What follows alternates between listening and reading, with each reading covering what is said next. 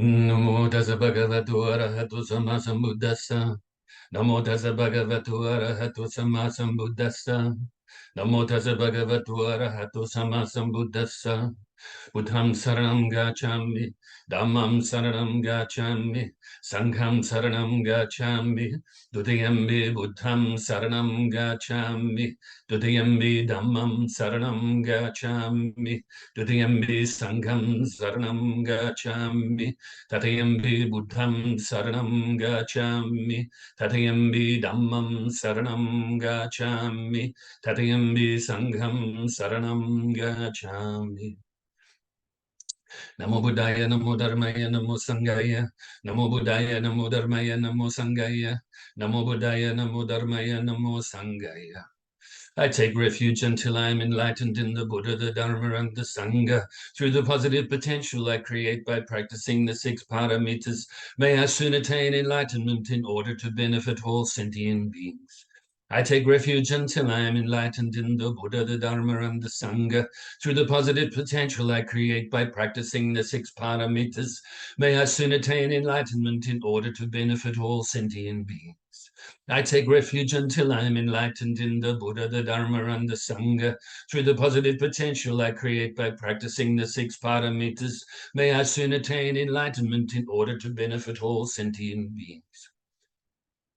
May all sentient beings have happiness and its causes. May they be free from suffering and its causes. May they never be parted from the happiness beyond suffering. May they abide in equanimity, free of bias, attachment to the near, and aversion from the far. I shall cause this great compassionate Buddha, please inspire me to be able to do so. Reverently, I prostrate with my body, speech, and mind, and present clouds of every type of offerings, actual and mentally transformed.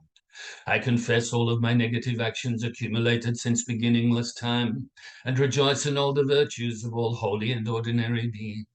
Please remain until cyclic existence ends, and turn the wheel of Dharma for all sentient beings. I dedicate the virtues of myself and others to the great enlightenment. However innumerable all sentient beings are, I vow to save them all. However inexhaustible my delusions are, I vow to extinguish them all. However immeasurable the Dharma teachings are, I vow to master them all. However endless the Buddha's way is, I vow to follow it completely. Om Mani Padme Hum. Om Mani Padme Hum. Om Mani Padme Hum. Tayata Gati Gati Para Samgati Bodhi Soha. Tayata Gati Gati Para Samgati Bodhi Soha. Tayata Gati Gati Para Samgati Bodhi Soha. So now we can get ourselves ready for some meditation. I hope everybody's doing well today, wherever you are in the world, whatever time it is. Now you can let go of the past, let go of thinking about the future, and bring your mind to this present moment. Bring your mind inside your body. So gently closing your eyes, lips gently touching, tongue resting gently on the upper palate in the mouth. Shoulders nice and relaxed without slouching. And so on. So bring your mind inside the body and release the tension, starting from the tips of the toes, all the way up your legs to your shoulders, down to the tips of your fingers, and then up to the top of your head. So just spend, a few seconds on different parts of your body. For instance, if you're, maybe you have a sore ankle or Achilles tendon or something like that, then just spend a few seconds on that, a little bit more than other parts that may not, or you may not have any tension around. Maybe your knees are sore. You can release any tension from around there, and so on as you work your way up the body.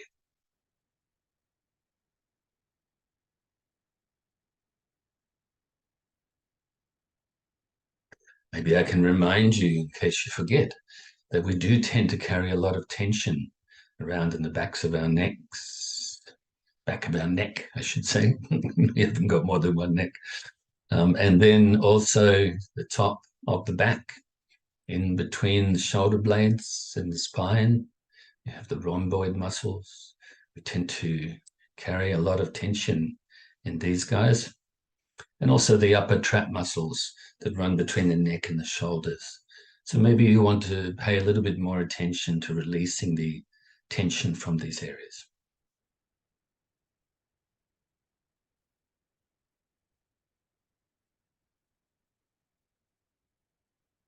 All the way to the tips of your fingers, and then up to your head, all around your face, and so on, to the top of your head.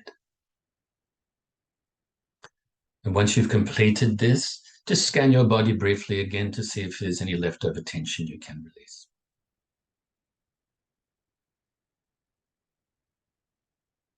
And when you are ready, bring your focus to the tip of your nose initially. And as per usual, the object of the meditation is the feeling of the breath as you breathe in your nose, past your throat, past your bronchial area, all the way into your lungs. As they fill with the air, they expand. As you breathe out, they compress. And as you breathe in, by the way, when the air passes your throat, it's quite cool. When you breathe out, it's quite warm. These are just some extra details in case you would like to think about them to help you keep your mind placed on the feeling of the breath. You may also like to add the extra technique of counting the breaths, but don't count past 10. Otherwise, there's a chance that the counting will actually become the focus and not the breath. And if you get distracted on the way to 10, go back to 1 at that time. So in saying all that, if any thoughts or mental activity arises, don't cling to it. Don't grasp at it. Also, don't try to force it away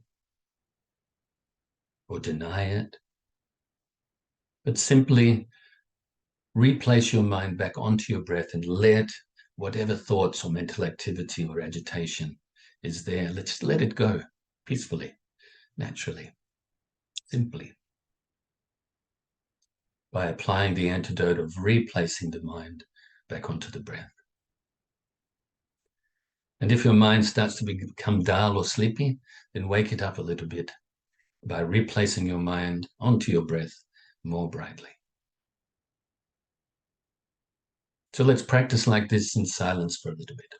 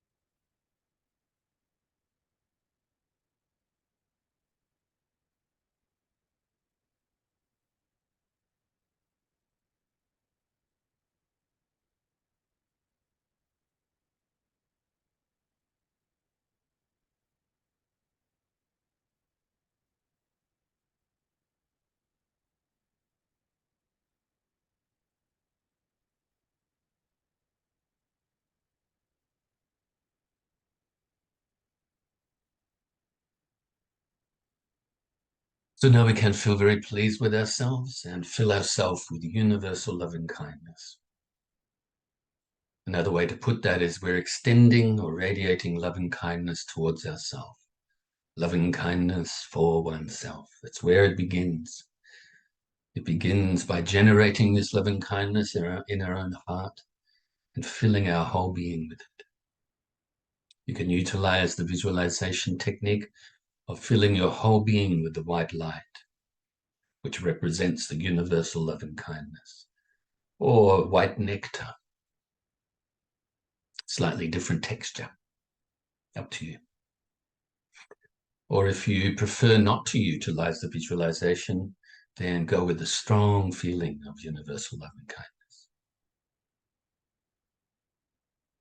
Fill yourself with so much loving kindness that it now radiates outwards, initially to your loved ones, your family, your friends. And visualize that they too are filled with this universal loving kindness in the form of the light or the nectar. And have the wish that they are happy. And really perceive this in your visualization, that they are happy. And that they are free from suffering, and really perceive this. That they are peaceful, and also perceive like this too. Now let's extend this loving kindness out further and further. Also include strangers. Just to remind you, when we are doing this type of visualization or meditation, then you don't have to have, unless I mention it, you don't have to have many people in front of you. You can even just have one that you're extending this loving kindness to. Just a few people. So strangers, those you may know a little bit, or not at all. Maybe there's somebody down the local shop that you've never spoken to. But you're indifferent towards them. You don't have a negative feeling or attachment feeling either. You know? And now extend to enemies as well, those people you find very difficult. May all of these three types of people have happiness and the causes of happiness. May they be free from suffering and the causes of suffering. May they be peaceful. And I should point out this as well, that sometimes our loved ones are our enemies, depending on our experience with each other at that time. Sometimes the enemies are the friends and the loved ones, and so on.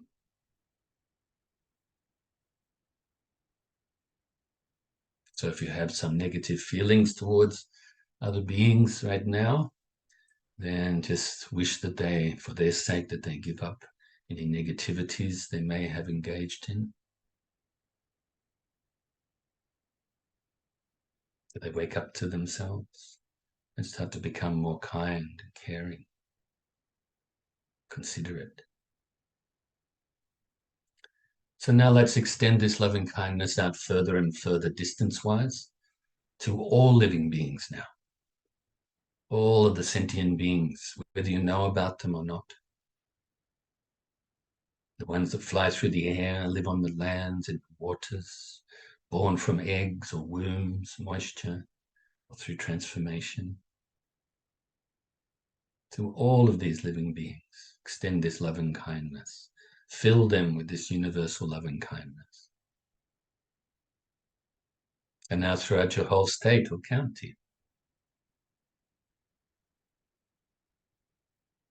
And other states and counties throughout your whole country.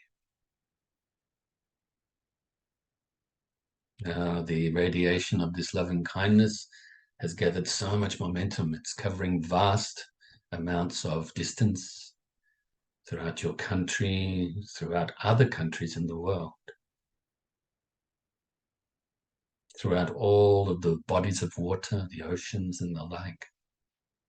Have your loving kindness radiate down to the core of the earth and out to the outermost atmosphere.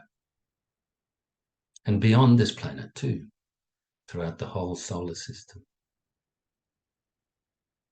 and the whole galaxy and the universe and beyond, until your loving kindness pervades throughout infinite space, whilst also being present here and now to recite the dedication prayer. Due to this merit, may I soon attain the enlightened state of the Buddha, so that I may be able to liberate all sentient beings from their suffering. May the precious body, Chitta, not yet born, arise and grow. May that born have no decline, but increase forevermore. And may the precious view of Shunyata, not yet born, arise and grow. May that born have no decline, but increase forevermore. Okay, so I hope you're doing all well as possible, wherever you are, like I said, whatever time it is, dealing with the difficulties of life. Some of them we can fix now, some of them can't fix right now. Some of them actually gone already. Just have to deal with the cleanup of it, you know. All of the things left undone that we need to do, we can do them with a peaceful mind and positive mind as much as possible, but also very realistic as well. Okay, so as you know, I'm answering questions, which, like I said last week, I think I've already answered all of the questions from last year while we were having the commentary on the 8 verses of thought transformation. But I'm continuing to go and give the teachings utilizing my book. And so we have, I think, maybe 5 or 6 of these to go. And we'll do 1 a week now and then move on to the next subject after that.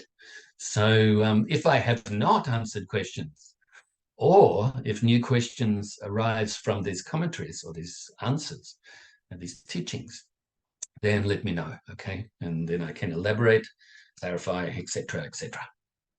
All right, so put my glasses on so I don't have to squint. It's now, for you, those of you overseas, it's now starting to get almost dark for the class in Australia.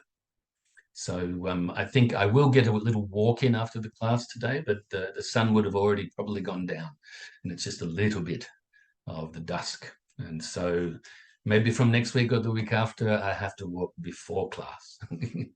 So anyway, this one says, it's quote number 45, and obviously explanation number 45, out of 50. So we've already covered 44 teachings since, I think, maybe October or November or something. I can't remember when I started to do it like this. So we've utilized this book well, these teachings well. And like I said, if there's anything I haven't covered, please let me know and I will cover it. Before I read that, I'll just share with you what we'll cover, or what this teaching will cover. Each thought, word, and action prompts a response. Universal law of karma is covered: body, speech, and mind, wholesome, unwholesome, and neutral, and the Eightfold Path. Okay, so that's what we will talk about here. It comes from a teaching that one of my, my own thoughts from a teaching that one of my masters taught me, okay, in California, way back when, probably around the year 2000. And he was the master's master. So Most Venerable Thich Tan's master, Most Venerable Thich Kuan Lien. Okay, so the bright lotus. Anyway, is that right? Yeah, I think so. And so anyway, he said to me, and some of you know this because I've utilized it with a bit of humor in the past. He said something to do like, be careful of your actions, of your mind, your body, and of your speech. Because even if you sneeze here in California today, it affects the weather in Paris, or words to that effect. In other words, everything we do has an effect, like throwing the pebble in the pond. The ripples go everywhere. Even if the ripples become so small we can't see them with this limited ability of sight that we have, you know there's some effect still happening.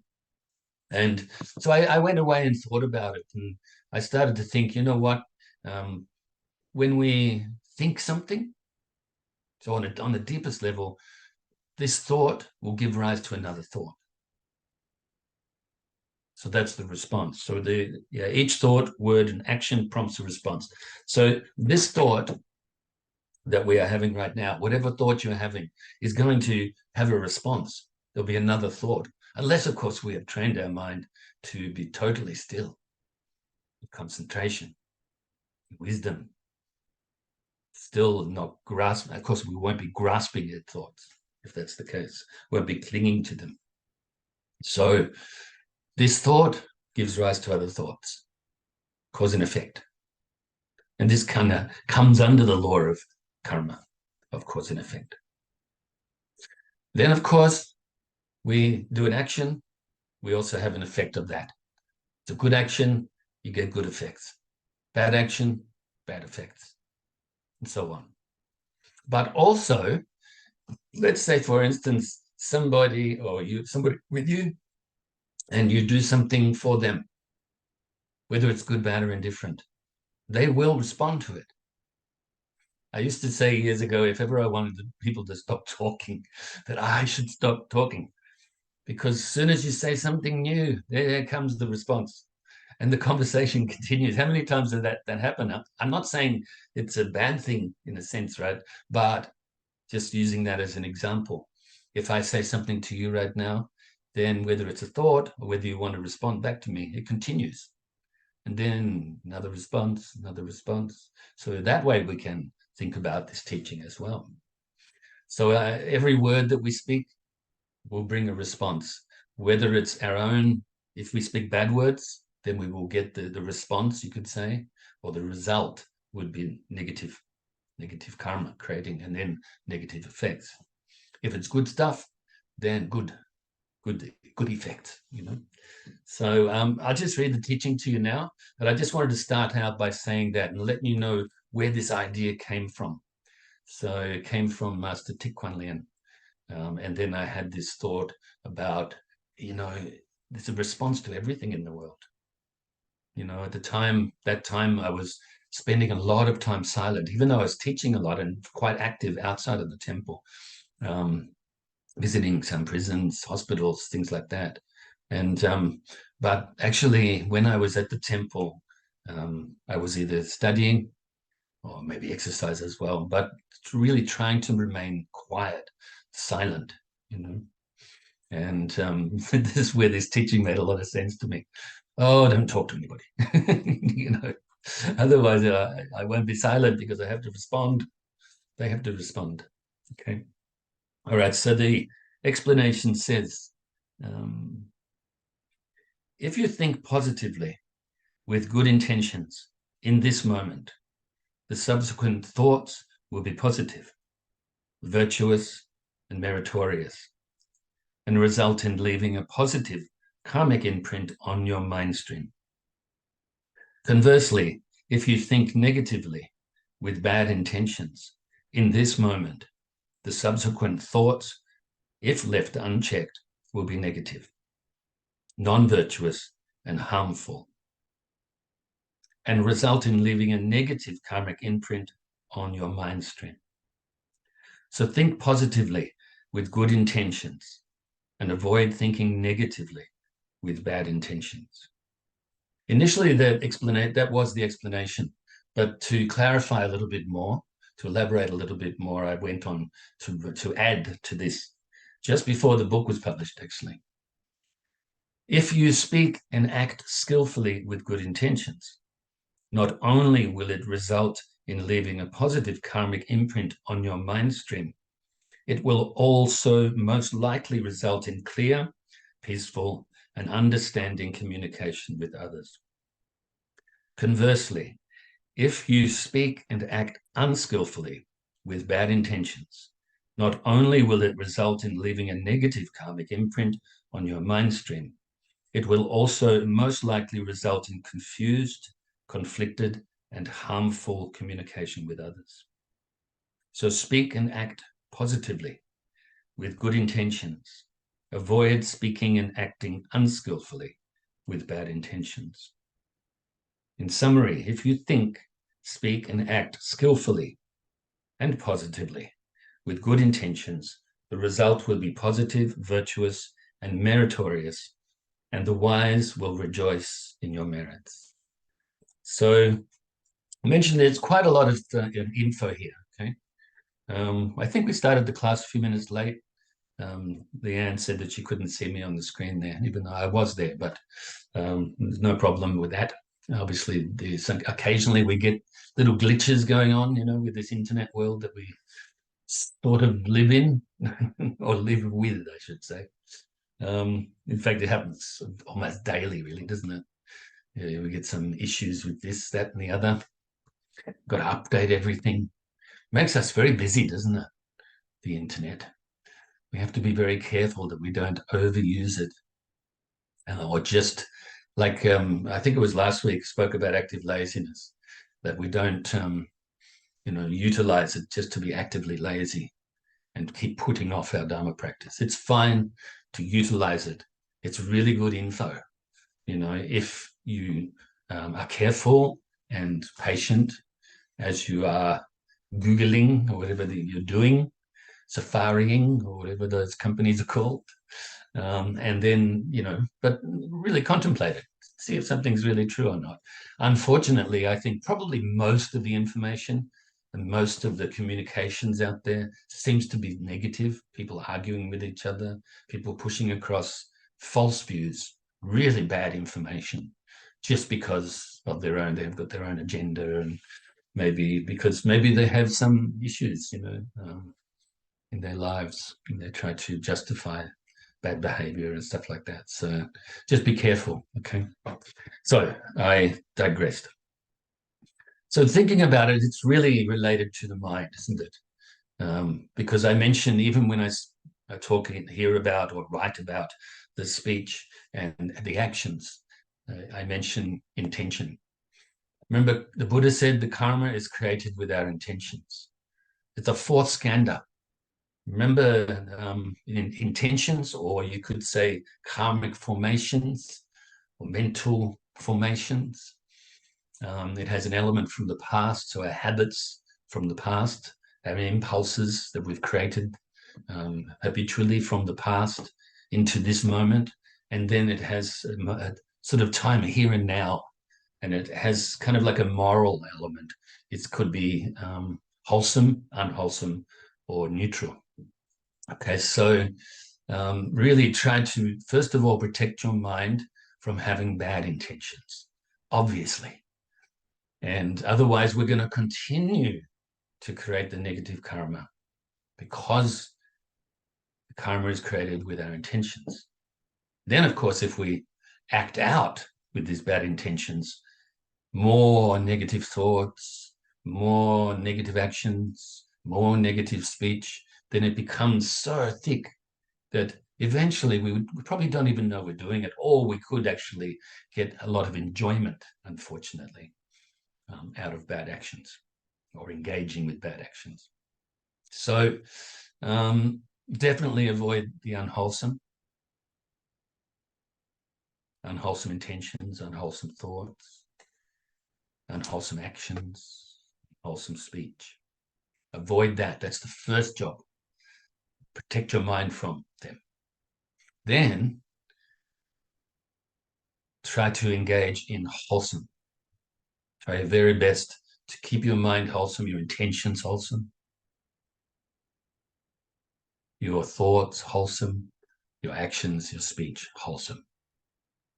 In other words, try to not just have the neutral, even though neutral don't cause good karma or bad karma, but they don't create the causes for enlightenment, don't create the good merit, neither here nor there. That's what neutral means, neither wholesome nor unwholesome. So we should keep our mind wholesome.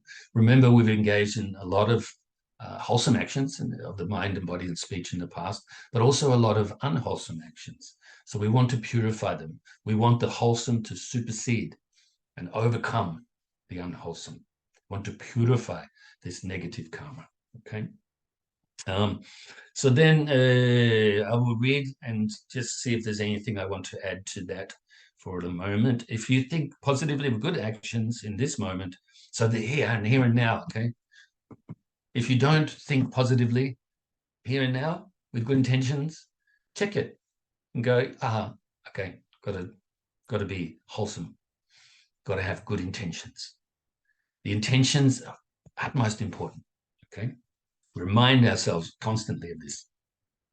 In this moment, the subsequent thoughts will be positive. Of course, you have a positive thought right now, it will give rise to more positive thoughts.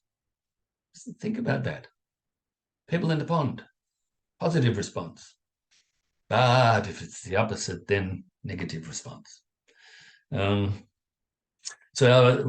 our thoughts will be positive, virtuous, and meritorious. So the important to mention there that virtuous, we're looking for virtue, obviously. Virtue and merit, coupled, of course, with wisdom and compassion, then can lead to enlightenment. Also meritorious, just mentioned. Merits. That's why I say I rejoice in your meritorious goodness. That's been a habit of mine for many years. Because some people, we say, oh, I rejoice in your merits. But I think that's maybe a little bit like not really clear for some people. So what you're really talking about is meritorious goodness, where now the merits will be multiplied because they become a habit to cause them. That's what we want. We want to create this habit. Sometimes we have to work hard. Sometimes it's easier. But if we can create this momentum, and our practice becomes much, much easier. And then you develop all of these conditions that we need to help with our bodhicitta practice with a great compassion, and also help to unearth, you could say, the supreme wisdom and our Buddha nature eventually, to uncover. So if we're going to live karma, we live with karma right now, relative existence, cause and effect, this duality, dualistic way of thinking. Utilize it and create good conditions. Don't fall backwards. You fall backwards, recognize it. Get up, brush yourself off, forwards. Like I said before, what else are you going to do? All of these other worldly things, they come and go. They're a little bit of pleasure here and there. Most of the time, though, the pleasure that we experience, the bliss that we experience as human beings is when we have release from suffering. And that's what we call happiness, if you consider that. But you work your way towards the ultimate bliss, the bliss of enlightenment. And all of the blisses, the fields of bliss along the way, the smaller blisses, you can say. All right, so conversely, if you think negatively with bad intentions in this moment, the subsequent thoughts, if left unchecked, that's an important point. If you don't do something about it, if you don't purify it, if you don't catch yourself, encourage yourself to go forwards in the right direction, then this will leave a negative imprint on the consciousness. It will be negative, non-virtuous, and harmful, and result in leaving that negative karmic imprint on your mind stream. Remember, mind stream, moment to moment. It's you could say mental continuum, conscious continuum.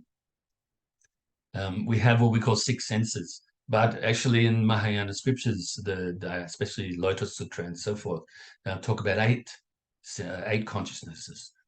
So six senses come into contact with the sense objects. Then you have the resultant or resulting six consciousnesses.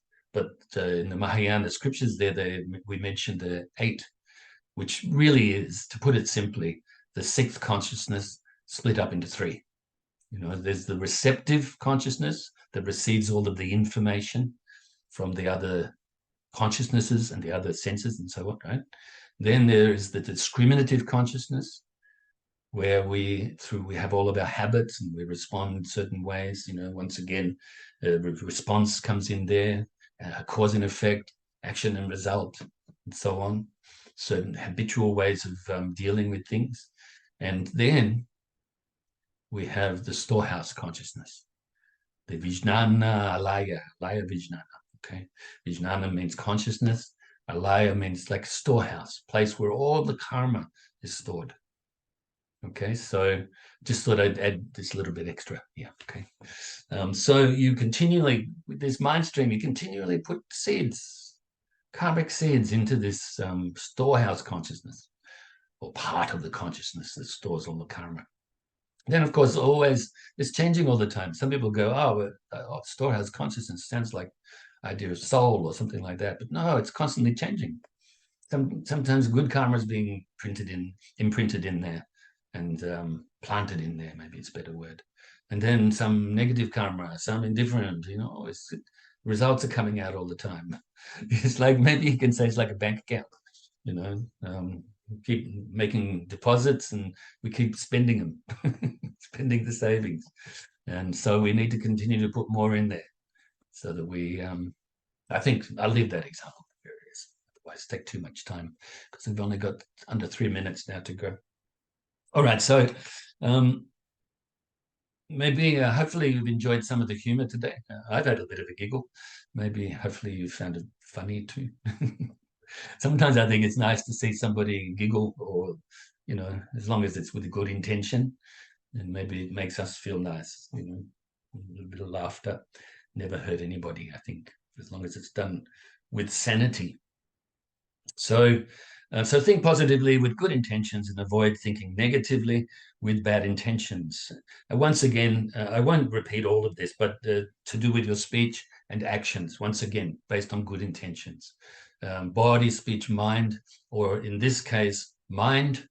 Mind is the chief. Then comes the actions of the body. Then comes the actions of the speech, or ability to be verbal, to communicate that way. So we should once again try to maintain the pure intentions, try to create this or maintain this wholesome actions of the body, speech, and mind, and relinquish unwholesome actions of the body, speech, and mind. And if we do this, with maintaining the good intentions as much as possible, always if possible, the result will obviously be positive, virtuous, and meritorious. The wise will rejoice in your goodness, in your merits. Now, like I said before, you don't have to impress anyone. Oh, maybe yourself. But if you're going to impress anyone, let it be a wise person or wise people. Don't try to impress the gangsters or whatever. All right, so only a minute to go. I think I covered everything I wanted to. I didn't mention the Eightfold Path, but that's okay. We can do that another time. All right, so once again, I rejoice in your goodness, and I will talk with you next week. I will see you next week. And try, like I said, don't be overwhelmed if any negativities arise. Try to deal with them calmly, peacefully, clearly. Look after your mind, okay? I rejoice in your goodness. Namo Buddhaya. Namo Dharmaya. Namo Sanghaya.